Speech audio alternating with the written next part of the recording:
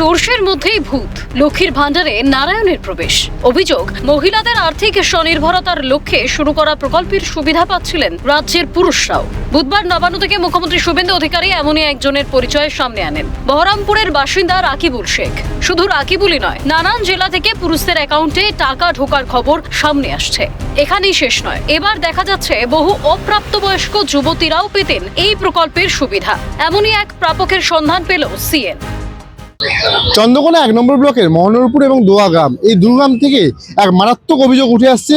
অপ্রাপ্ত বয়স্ক, যাদের বয়স হয়নি, সেই সমস্ত মহিলাদের লক্ষ্মী ভাণ্ডার পাইয়ে দেওয়া হয়েছে টাকার বিনিময়ে।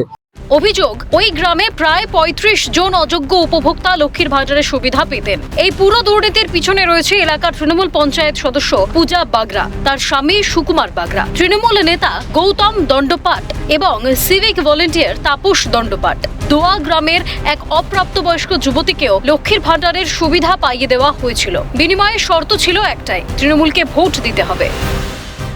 বয়স 20 এখন হয়েছে? হ্যাঁ 20 হয়েছে। তো লক্ষ্মীর ভাণ্ডার তো অনেক দিন থেকেই পাচ্ছেন। না, এই 2 মাস পাচ্ছে। করে পেলেন? আমাদের পঞ্চায়েত জমা লিখছিল, সবাই করছিল, দিয়ে তার কাছে সব জমা দিলাম। সে এবার কি করে করেছে আমি বলতে এটা কি ভোটের আগে? ভোটার মানে কি বলেছিল পঞ্চায়েত, কি বলেছিল? কিছু বলেনি? না, এমনি করে দিয়েছিল? কি ভোট দেওয়ার জন্য বা টাকা ফাঁকা প্রতিশ্রুতি এরকম কিছু? না, টাকা ফাঁকা সব নেয়নি। টাকা নেয়নি? না। তাহলে কি বলেছিল, যে তৃণমূলকে ভোট দিতে হবে? বলুন। হ্যাঁ, তৃণমূলকে ভোট দিতে হবে, লক্ষ্মীর ভাণ্ডার করে দেবো। হ্যাঁ। যদিও অভিযুক্তদের কারোর সঙ্গেই সরাসরি যোগাযোগ করা যায়নি, অধিকাংশই গা ঢাকা দিয়েছেন বলে দাবি স্থানীয়দের। যারা বেআইনিভাবে এই প্রকল্পের সুবিধা পেয়েছেন বলে অভিযোগ, তাদের অনেকেই এখন প্রকাশ্যে এসে টাকা ফেরত দিতে চান। তাদের বক্তব্য, আমরা দুর্নীতির সঙ্গে জড়িত থাকতে চাই না, সরকারি টাকা ফেরত দিয়ে দুর্নীতি মুক্ত হতে চাই। কি করবেন মনে করছেন? আমরা ভাবছি ফেরত দিয়ে দেবো, সরকারের টাকা এইভাবে আমরা নেবো না, আমরা ফেরত দিয়ে দেবো। আপনার কি প্রভাবিত হয়েছিলেন? মানে কেউ আপনার দিকে বুঝিয়েছিল? হ্যাঁ, বুঝিয়েছিল বলেই জানলাম, লাল আমরা জানতাম কি করে। টাকাও তো দিতে হয়েছিল এটা করার? হ্যাঁ, দিতে হয়েছে, 4,500 টাকা দিয়েছিলাম।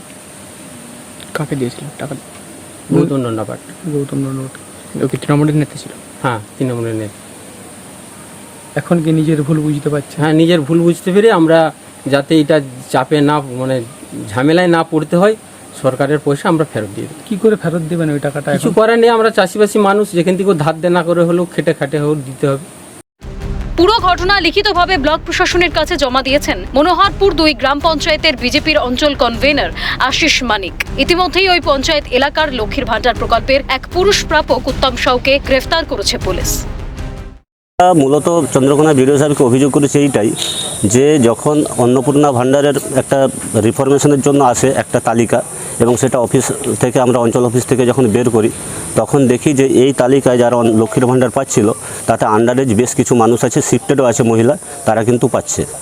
সেই তালিকাটা আমরা বের করে বিডিও সাহেবের কাছে আবেদন করি যে যারা আন্ডারেজ বা শিফটেড তারাও যদি এই জায়গায় পায়, সেটা আইনত আমরা মনে করেছি বেআইনি, তাই এইটা নিয়ে আমরা আবেদন করেছি বিডিও সাহেবের। তৃণমূল জামানায় জনকল্যাণমূলক প্রকল্পগুলি কি তবে ভোট বাক্সের হাতিয়ার হয়ে উঠেছিল? প্রশ্ন উঠছে রাজনৈতিক মহলে। সব অভিযোগ সামনে আসার পর প্রশাসন এবার অভিযুক্তদের বিরুদ্ধে কি পদক্ষেপ নেয়, সেদিকেই তাকিয়ে রাজ্যবাসী। অভিষেক চক্রবর্তীর রিপোর্ট, ক্যালকাটা নিউজ।